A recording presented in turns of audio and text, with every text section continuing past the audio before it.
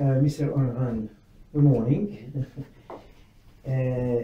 Logtel and Spotam are going to set up a course concerning the car connected.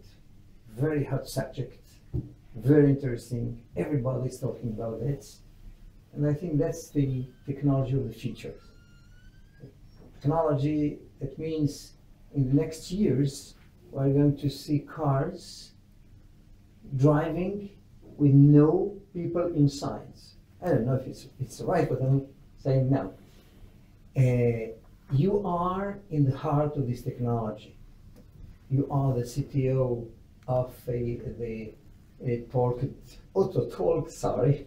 Okay, that's already 8 years, right? 6 years. 6 years, yeah, right. You were in the past the CTO of Bensimon, and you were also very interesting. You were in the IDF, Israel force. You were in the R&D there, which means in Israel very, very, very important level, I would say. Okay. Let me give you some questions about this word of connected car. First of all, just tell me, give me some words about how these cars are going to be connected when every car is driving some 100, 200 kilometers per hour. How it's going to work? So the basic technology that is now going to go into the market is that every vehicle is talking with all the other vehicles. Every vehicle tells to the entire world, this is me, this is where I'm going, this is my location, this is my speed. And then if you have good technology and you can receive the information, you can understand if it's authentic or not, then you can process the information and give the driver alerts. On the same time, it can talk with the infrastructure. It can talk with the traffic lights, with traffic signs, talk with even the communication centers to get access to the internet. So all of this opens a new channel of communication to the vehicle for talking with other vehicles and infrastructure. That means the tendency is to have a completely autonomous car. That's the target in short range. The target of this technology is to avoid accidents, to get to zero fatalities. Everyone wants to say. My next question. But yeah. Of course, that this technology is a cornerstone to autonomous vehicle. For example, if you have autonomous vehicle without V2V, it would be much more expensive because V2V gives you long range, 360 degrees coverage of the entire surrounding, and redundancy. So, for example, camera has its limitations. Sometimes you have fog. Radar has its own limitation. You can have snow. And V2V always works. So you have this technology that complements the other technology to have a cheaper autonomous vehicle with higher reliability. I have a very strange question. Is it like the Google car with a lot of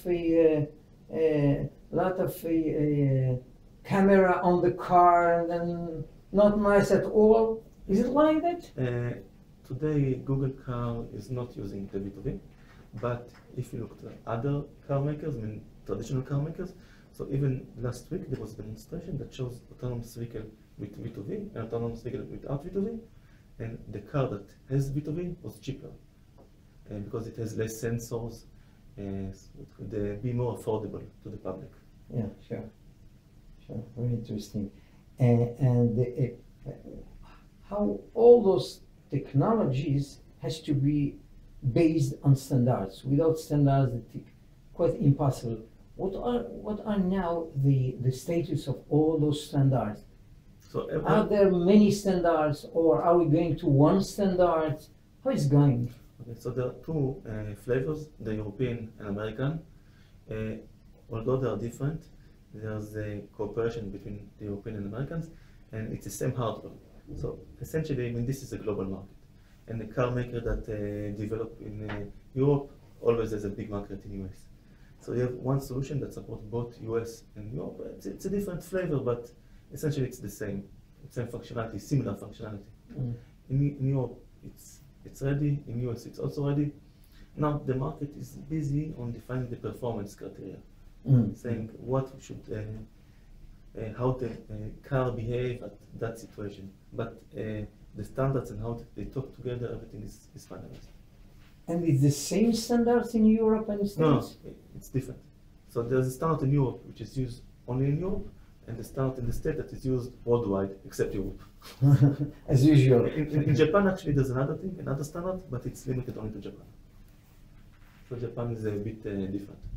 But again, you will immediately have the problem that the car from state come to Europe, and but Japan, that's all. Japan is an island, so cars don't come from US to Japan without control. So it's I'm telling you that because the telecommunications start like that, okay? There was ISO, there was TCP/IP, there was a different standard. Computers were not at that time talking each together. So it will be the same in the cars? Yeah, but it's simple. Again, it's possible to have one solution for US and Europe, but just different software. Okay. Japan is different. Japan need different modification for the hardware. But even today, a vehicle with telematics, with radio connectivity is not the same in Europe and in US. Yeah, sure. For example, in Europe you have eCall, Yeah. and Right. so there are some differences. There are flavors. Right. I mean, in US you have the satellite radio. Mm-hmm. In Europe you don't have it. Right. So there's always flavors. Let's assume that the communication between cars are working, same standards, very good. But what's about the applications? That's very important. Without application, you will not have really vehicle-to-vehicle communication. Also, the applications, there are differences between Europe and US, but only from the end goal. In US, the focus is safety. They don't care about mobility, just want to make sure that there are not going to be any accidents. And there they saw this is the camera, this is the radar, they are covering some portion of the accidents, and V2V covers another portion. And the government in the US decided to focus on those potential accidents. And now they're starting rulemaking. They're going to be a mandate saying that all new vehicles will have V2V technology for those applications which are not covered by camera and radar. In We're Europe, talking about US. Okay. In Europe, the focus is also mobility, is the ability to control the traffic in a more efficient way.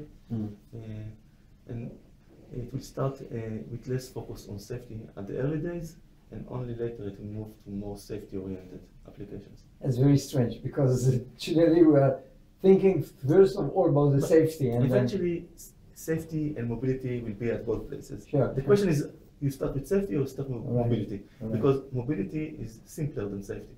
So yeah, certainly. Right. So it's just a tactical decision. Right.